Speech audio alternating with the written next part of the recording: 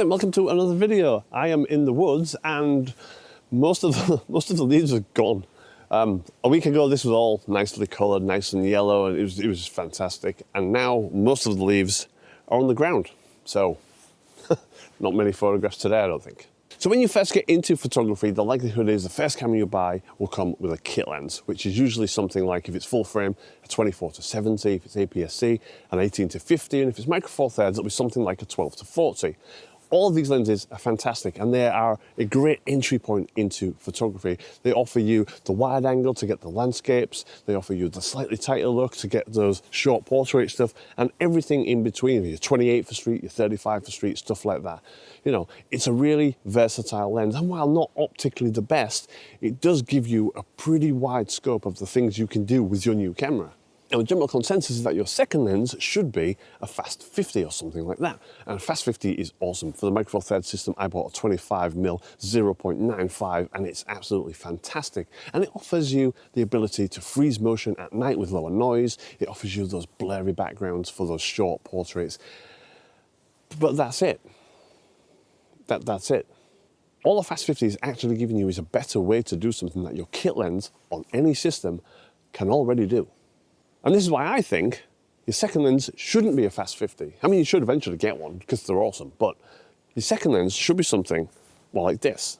And this is the 40-150 f4 to f5.6 from Olympus, or for micro four thirds. It gives you that full frame equivalent of about 80-300. Now, on your full frame cameras, you can get the 70-300s. On your APS-C, it's like a 50-200 or something like that. But yeah, they all give you that range, 70-300 or thereabouts. Now what this does is this then gives you, in two lenses, 24-300, and it allows you to fully explore photography.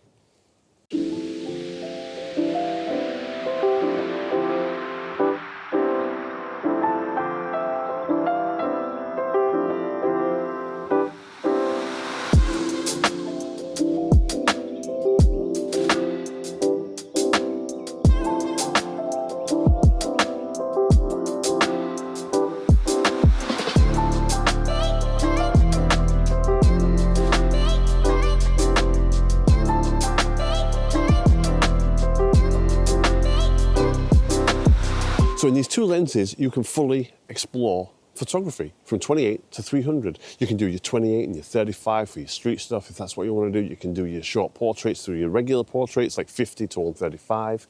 You can explore sports and wildlife at the long end of the zoom range. And like on the full frame versions, they have this 2-to-1 macro thing, so you can even punch in super close and get some really nice close-up stuff.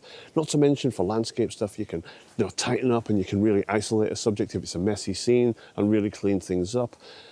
These lenses represent, to me, the best introduction to photography, the best way to get in there and see what photography is all about. And then once you've done that, I mean, this thing, for example, this cost me £114. And again, it's not optically perfect, it's all of the plastic, you know, even the mount's plastic. It's not a fantastic quality lens in terms of build, but optically, it's actually not that bad. This particular lens, I was put onto this lens by somebody who watches the channel, and I will speak to regularly on Instagram, ConwayGritty73, so thank you for that, mate. It's a really good lens. Optically, it's actually decent.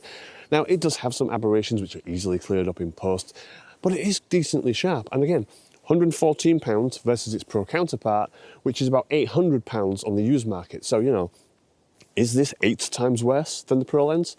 And while we're on the subject of money, if you are just getting into the game, it's probably not a good idea to invest a ton of cash in case you might not even like photography. You know, you might not like the whole thing, it might be too much, you might just prefer using your phone. So what's the point in dumping £800 on a lens that you can get for £114? I mean, yes, obviously there is a big quality difference, but when you're starting out, you're probably not even going to notice that quality. Now, I'm not hating on the 50. You should definitely get the 50. The 25 0.95 that I've got for micro four thirds is awesome.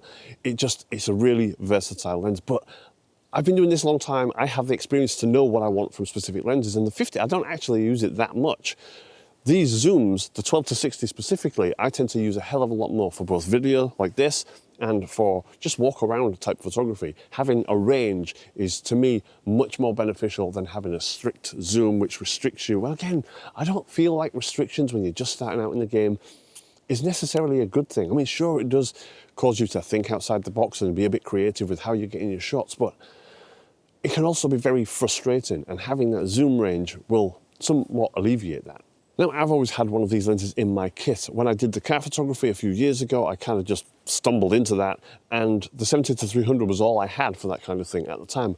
But the images were great. They worked out well. The people I was doing them for were very happy with them. And yeah, it's not a bad lens. I've also done... I always feel weird saying wildlife. You know, I know people who, you know, who comment on the channel regularly, like Paul Cook, who's got his own channel. You should go check him out. He lives in like Virginia now, and there's bears and stuff. So when I talk about the UK and wildlife, I kind of feel, I don't know, it's not really that wild, is it? It's a sheep picture. It's a sheep. But this was shot on the 70-300 on an APS-C Nikon body, which gives you approximately a 135 to 450, so you're getting that extra bit of reach. And going back to the macro thing, the 2-to-1 macro thing, having that on a smaller sensor kind of punches you in even further. So again, it's a very, very versatile lens for not a lot of money. So I'd love to know what you think. Do you think that the restriction of a fast 50, you know, the having to think a little bit outside the box and get creative with these shots is a more beneficial thing than having a wide zoom range to explore the photography? Or do you feel like the zoom is a better idea? You feel like having the option to explore all the photography than just do one bit of photography really well is better? Because that's how I see it. Let me know in the comments. Thank you very much for watching, and I will see you in the next one.